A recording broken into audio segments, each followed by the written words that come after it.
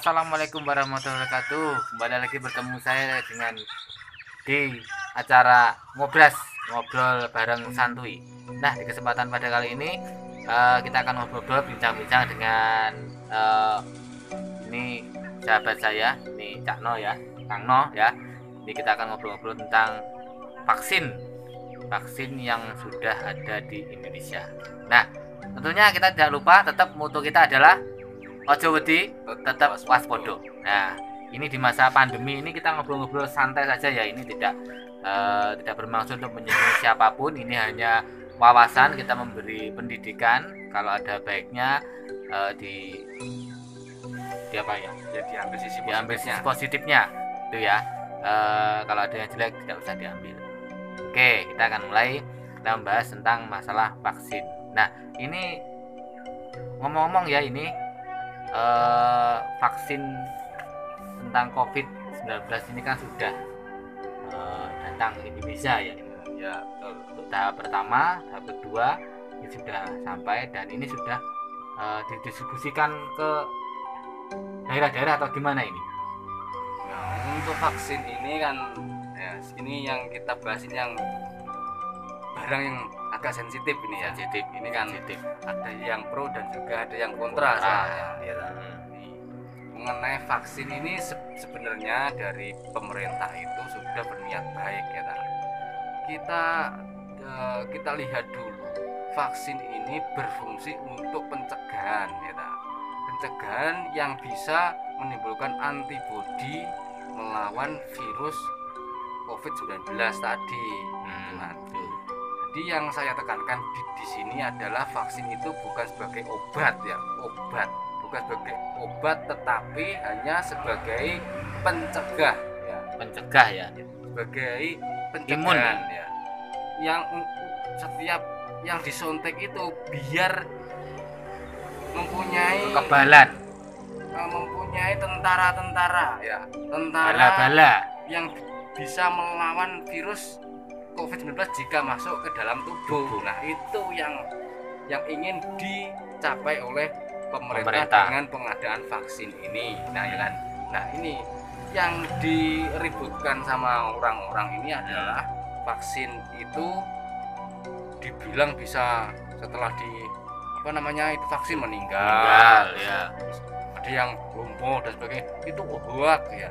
Seperti yang sudah beredar kemarin itu ya, ada beredar di sosmed itu yang anak itu puluhan anak SD kejang setelah disuntik. Lah, ini vaksin ini baru datang, yang disuntik baru kepala daerah. Untuk masyarakat, anak-anak itu belum waktunya, belum ada. Jadi nanti kan ada tahapannya yang prioritas. Harusnya itu adalah tenaga kesehatan terlebih dahulu ya kan. Nah, itu berhubung ada mosi tidak percaya dari pihak legislatif gitu. Ya. Yang diminta itu adalah pihak kepala negara dulu dan jajarannya ya, seperti itu, sing tinggilah contoh kan ya. Seperti itu ya kan. Itu ya, akhirnya semuanya sudah melaksanakan mulai dari presiden kemarin juga live itu ya, juga Kapolri dan sebagainya, semuanya sudah lah. Terus itu nanti turun ke bagian-bagian per masing-masing provinsi dan juga kota. Nah, untuk yang Jawa Timur kemarin, di Jawa Timur juga sudah semua untuk kepala daerahnya, dari gubernur, wakil gubernur dan sebagainya sudah ya kan. Nah, ini nanti tinggal menunggu untuk yang ke wilayah kabupaten dan kota. Itu nanti yang disuntik dahulu adalah bupati, wali kota dan sebagainya, baru nanti ke tenaga medis. Nah, seperti itu. Nah, itu dulur ya. Jadi vaksin itu bukan obat, tapi ini adalah upaya pencegahan. Jadi menanamkan tentara-tentara kayak imun gitu ya berarti. Ya. Jadi daya imun tinggi akhirnya bisa menangkal virus-virus itu untuk tidak menjangkit kita. Nah, itu maksudnya itu. Jadi tahap-tahapannya sendiri sudah disampaikan tadi. Ini menurut dari berita yang sudah valid, berita dari TV-TV nasional itu kita sudah mendengarkan ya. Jadi melihat bahwa vaksin itu yang pertama adalah kepala-kepala daerah. Jadi kepala-kepala daerah, pejabat-pejabat tinggi, dan mereka wajib dan memang prioritas untuk tenaga medis. Kenapa kok tenaga medis itu didahulukan? Nah ini kenapa kok enggak yang sakit-sakit dulu gitu, yang sakit-sakit divaksin, atau mungkin orang-orang yang semua warganya itu gimana itu? Ini kan itu, jadi skala prioritas itu, soalnya kan yang banyak menangani itu adalah tenaga medis dulu, seperti bidan, dokter, perawat, lab, dan sebagainya. Itu yang berhubungan langsung dengan orang-orang yang apa namanya itu sakit.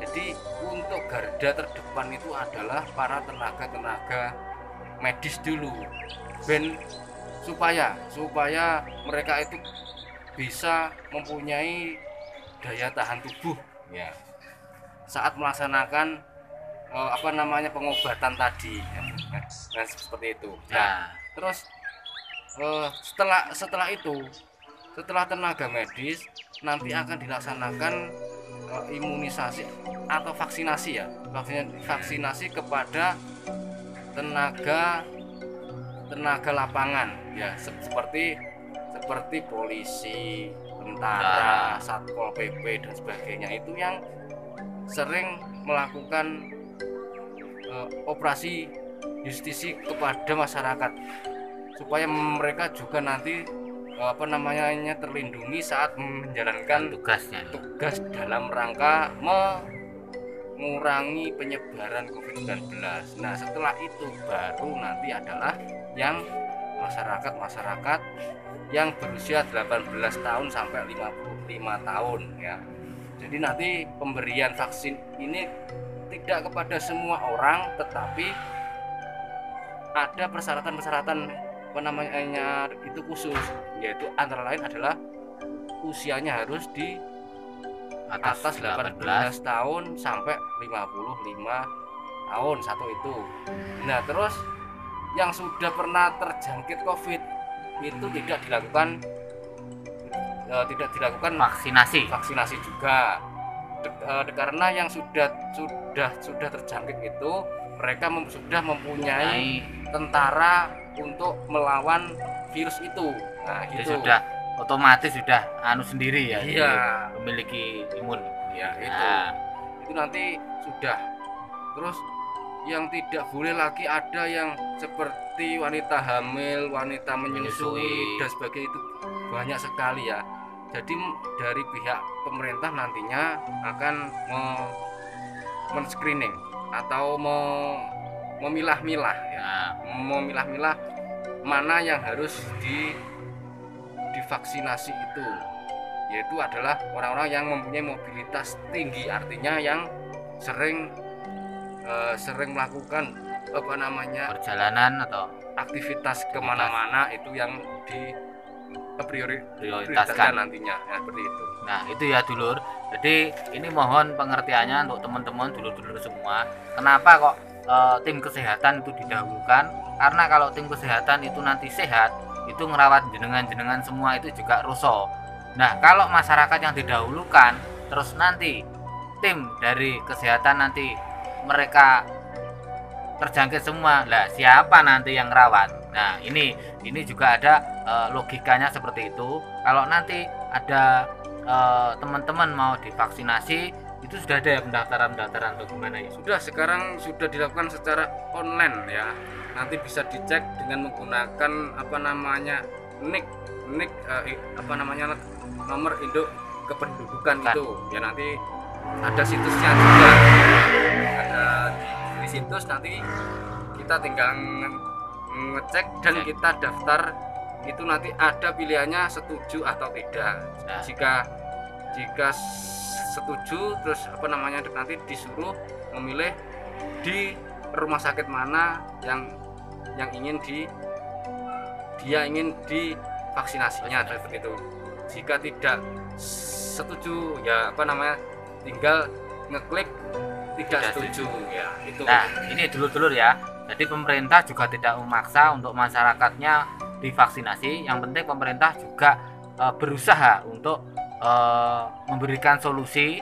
Ini juga dengan adanya pendaftaran yang ada ya setuju atau tidak, ini membuktikan bahwa kalau jenengan setuju itu bisa klik ya. Jadi artinya pemerintah sudah mengupayakan bagaimana supaya masyarakatnya terhindar dari virus COVID-19 ini. Nah, semoga obrolan santai hari ini bisa bermanfaat, bisa menjadi gambaran. Jadi vaksinasi itu bukan suatu hal yang negatif. Vaksinasi itu adalah upaya untuk pencegahan. Jadi kita bersama-sama kita lawan COVID-19, tetap gunakan protokol 3M, menggunakan masker, mencuci tangan, dan jaga jarak. Nah, physical distancing. Oke, sampai di sini dulu. Gak bisa bermanfaat, tetap ngobras. Jangan lupa tetap di moto kita, ojo wedi, tetap waspada. Assalamualaikum warahmatullahi wabarakatuh.